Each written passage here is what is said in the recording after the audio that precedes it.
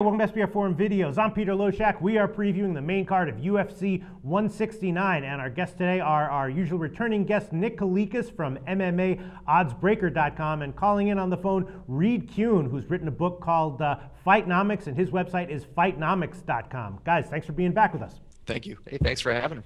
All right, Reed Kuhn, you are a returning guest. I'm fascinated by people who quantitatively analyze, boxing and MMA, and that is what you do, right? That is what I've been doing. The idea was to try to understand MMA with numbers, and so finally I had so much research, it became natural to write a book about it. So now the book is out there, and I continue to analyze matchups as well. Okay, that's great. How accurate have your forecasts gotten? Well, it's hard to say. I didn't really focus on the betting angle until just very recently, I think. But ultimately, the test is, can you outperform the market when it comes to the line? So it's not really can you pick a lot of favorites and be right most of the time. It comes down to, can you make selective bets against the line and be profitable? And that has been proven very profitable.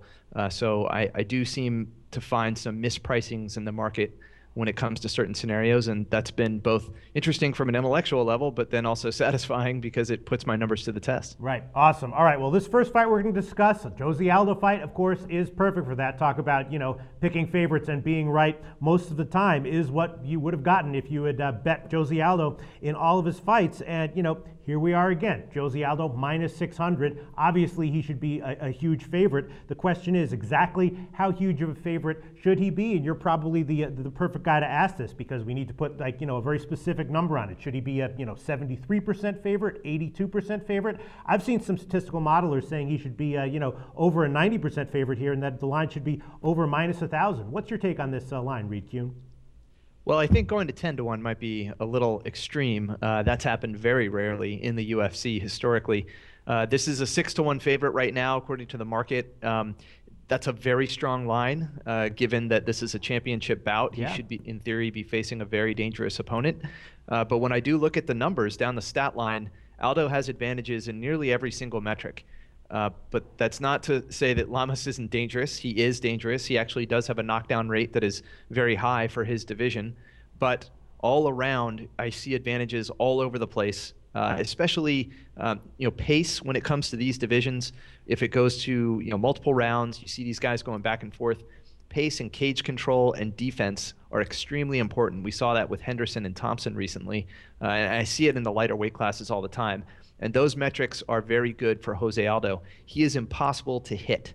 People just don't have success landing head strikes on him. And I don't see Lamas as necessarily being that guy. It's really that puncher's chance type of situation. Lamas is still dangerous, but he is outclassed in a lot of different ways here.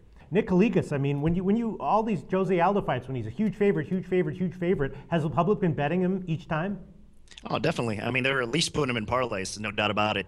And you know what? Styles make matchups. And I know that this is a pretty high line for a title fight, considering Lamas should get a lot of respect. I mean, he made it to the top of the food chain here, getting this title shot for a reason. The guy has a tremendous skill set, really. On the feet, he's very talented. He has good boxing. On the ground, he's a tremendous wrestler. He's got good takedown defense, a good sub game. But the problem here, I mean, you have to look at it as realistic as you can. He's been clipped. He's been knocked out before. And Jose Aldo is one of the most devastating strikers the UFC's ever seen, really. So that's not a good combination for him. And combine that with Jose Aldo's takedown defense and his submission game as well. It should be kind of a short night, and for Lamas, that is. So where did you open this line? I actually opened at minus 600. So it's been bouncing back and forth a little bit higher, a little bit lower. It's been staying stable now. I mean, I would expect that, that the public, even at minus 600, given how dominant Aldo has been and how he's won over and over and over and over again in high-profile fights, that they'd be all over this line, even at minus 600. Is that what you expect? Well, yeah, I expect all the parlay action again to be coming in pretty heavy on Aldo, but we'll get some straight bets again from the people that love a good dog, love a quality dog, and Lamas is exactly that. Again, if his chin holds up, it's going to be an interesting fight, because Jose Aldo in the past has tended to slow down a little bit, and I think Lamas is probably going to have a cardio edge in this fight, and it'll be interesting in round 3, 4, or 5 if he's still in the fight, if he can get some takedowns and make this an interesting fight. So that's, I think, the reason why you're seeing the line be a little bit more competitive than most people think. But everybody, make no mistake, the parlays are going to be very heavy on Jose for sure, no doubt about it. Well, let's go back to Reed Kuhn for a second.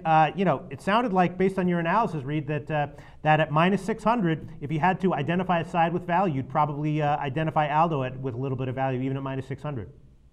Yeah, I'd stick with Aldo overall. There is that concern. He has lost rounds at the end of fights. You know, fourth, fifth, he slows down.